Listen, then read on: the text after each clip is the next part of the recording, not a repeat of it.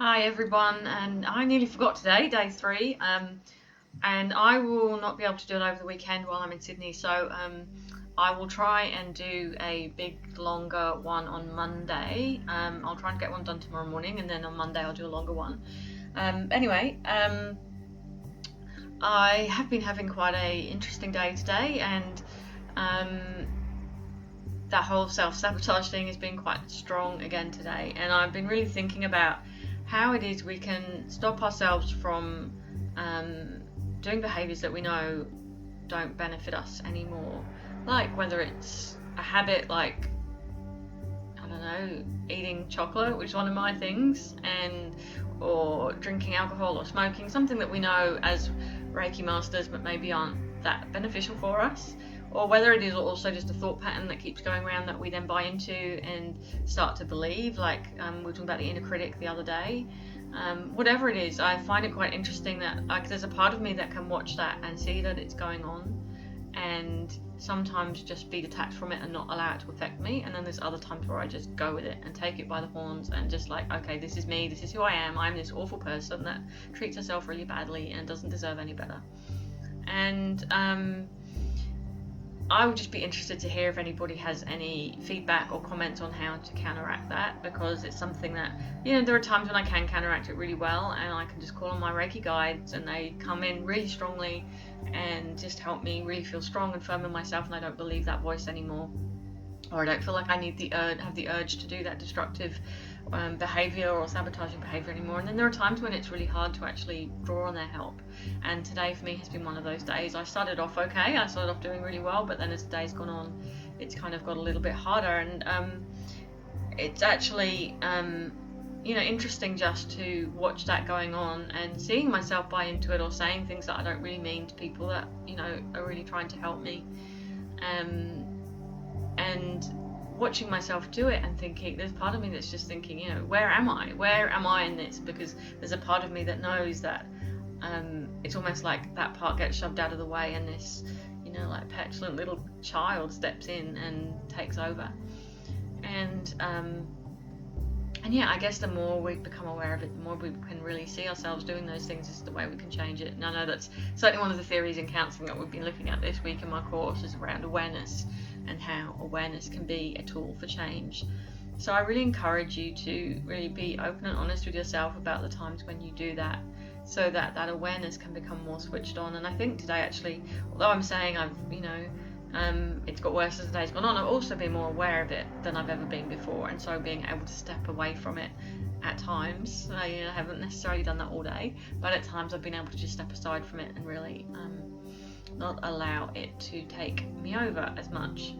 But I think with the people that we're closest to can be the people that test us the most as well, and that's certainly been my experience, that when I'm feeling a little bit weak or down, if I see a friend, I don't necessarily go into that weakness, and I can stay, I wouldn't even call it weakness, what's the word, it's not weakness, just being able to be more in standing in my strength and my power, I guess, in when I'm with friends. But then when I'm with people that I can relax with and be more myself with, or I say it's myself, maybe it's not myself, I don't know, who is the real self? But when I'm more relaxed with somebody, or they know me better, I can sometimes let those defenses down, and then that's when the words come out of my mouth that I don't necessarily mean or want to say. So just encouraging people to be aware of those patterns in themselves. What I thought I'd do today, because I didn't do it at the beginning of these 21 days, and I'm becoming more and more aware that it needs to be a full 21 days that I'm doing these videos for this time. We didn't pick any cards, and so I would like to do that today. So my new Oracle deck, Threads of Fate. I will pick one of these for us that is going to set the tone and the theme for the next 3 weeks as we go through them.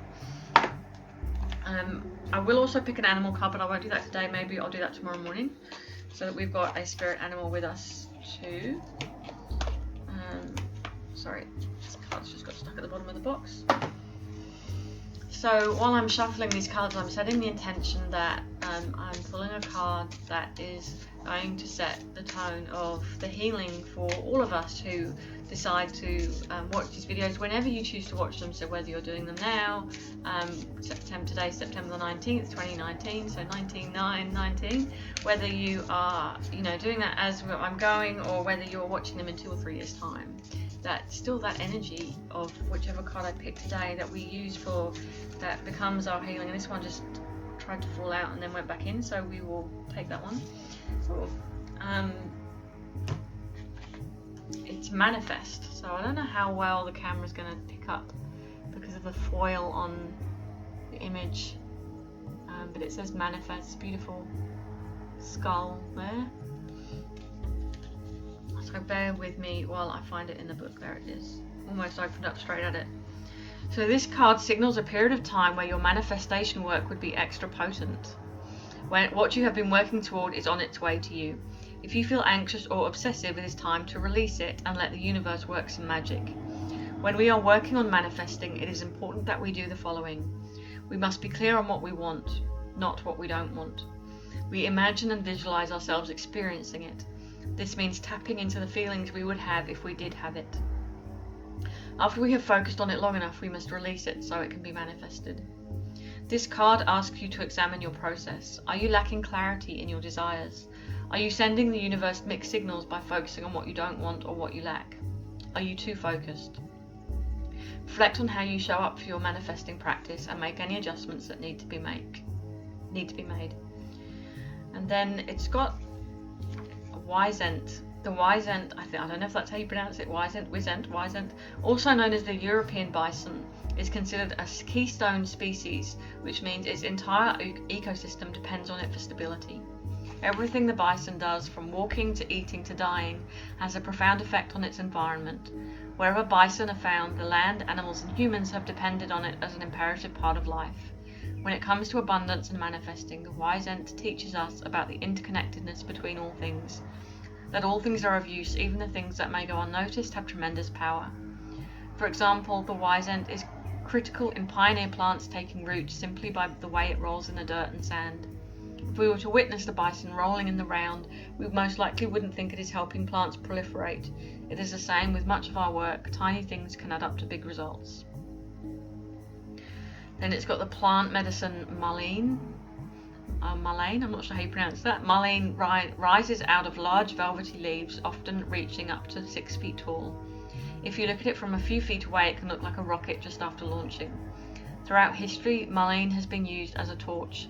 Energetically, it can support us the same way. It lights a path for us in our manifesting work. It finds the gateways and the openings that we need. And pyrite. Pyrite's name is fool's gold, but those who work with gemstones understand there is nothing foolish about it. While it may not be as valuable as gold, it can certainly support you in manifesting some. When we have our sights set on something, it is important that we take action. We cannot simply hope that the universe provides it for us. We must show up and do the work. Pyrite removes blockages and cultivates a go-getter attitude, allowing us to feel worthy of what we are manifesting. So, beautiful. I'm actually going to do some crystal shopping hopefully tomorrow. I'm not 100% sure, but maybe tomorrow in Sydney. So I'll try and get some pieces of pyrite because it sounds like it would be a useful one for us to work with. Okay. I'm actually putting that away, but I want to leave it out. I'll take a photo of it and put it up on the page. So that actually really sounds powerful and significant for these 3 weeks that we can be working on doing some manifesting in these meditations and in your journaling. So I'm going to just do I've already gone for 9 minutes, so I'm just going to do a really short meditation now, and want you to really think about journaling over the next 24 hours. What it is, getting some clarity about what you want to manifest, and if that card is right in saying, maybe you're not being clear enough or you're being too focused, and really thinking about expanding your vision and also clarifying your vision. Okay. Oh, there's just been a big car accident outside the house, but we shall carry on. So just taking a few deep breaths. Actually, I'm going to pause the video. So taking a deep breath in and closing your eyes gently.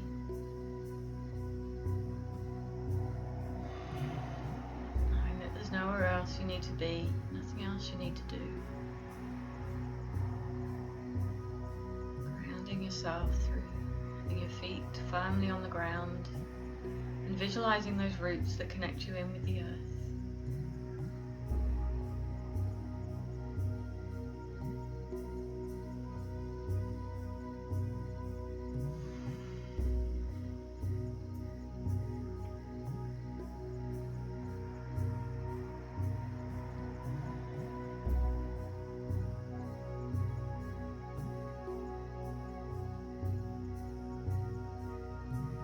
Some long deep breaths, drawing up that earth energy.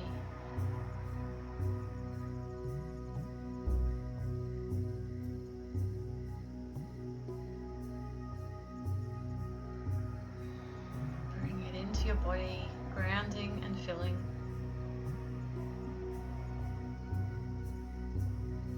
On each of your chakras.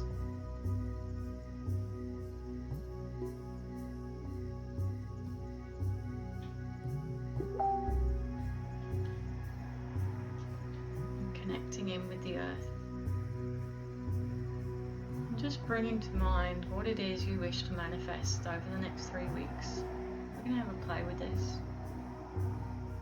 You can start with little things, and maybe even setting a goal that over the next 3 or 4 days you're going to manifest.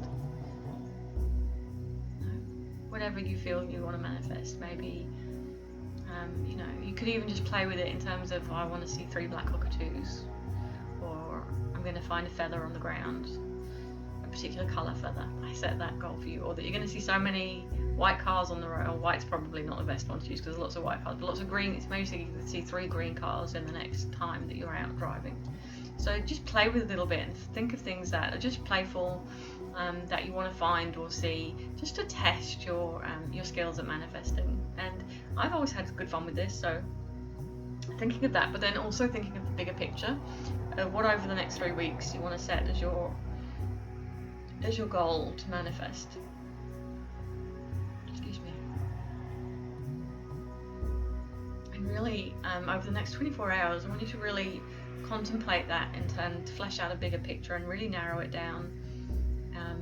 And having a vision that is one that you know is something that you could manifest in 3 weeks, but also not having it too limited. So not too focused, not too broad, but very clear. Okay. And so just setting the seeds of that intention that that's what you're going to manifest right now.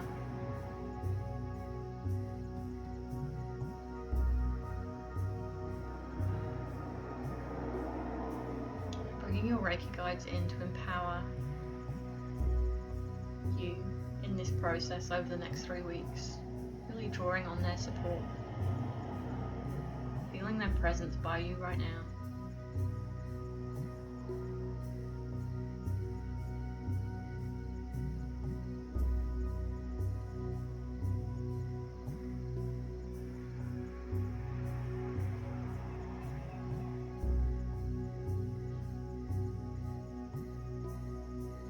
If you're not feeling their presence right beside you right now, just trusting and knowing that they're there and that they're going to help you and support you in this process over the next 3 weeks of self-care, self-healing, manifesting. Okay. And taking 3 long deep breaths and bringing yourself gently back to the room. And I want you to journal for another sort of 2 or 3 minutes after this meditation finishes, or longer if you feel you need to, around this whole idea of manifesting, what you want to manifest, what maybe stops you from manifesting, what blockages do you put in the way, what limiting beliefs maybe stop you from being able to manifest what you want, and just really holding a vision in your mind of starting to create that vision anyway, even if it's not clear right now, starting to create that vision in your mind of what it is you really want to bring into your life over the next 3 weeks. Okay, and for those of you that are doing the Reiki Tour Master Weekend with me in October, it might also be around your goals for that weekend, bringing yourself to a new level before you even come to that weekend. Okay, so I look forward to talking to you tomorrow, and have a great evening, afternoon, whenever it is you're watching this. All right, bye-bye.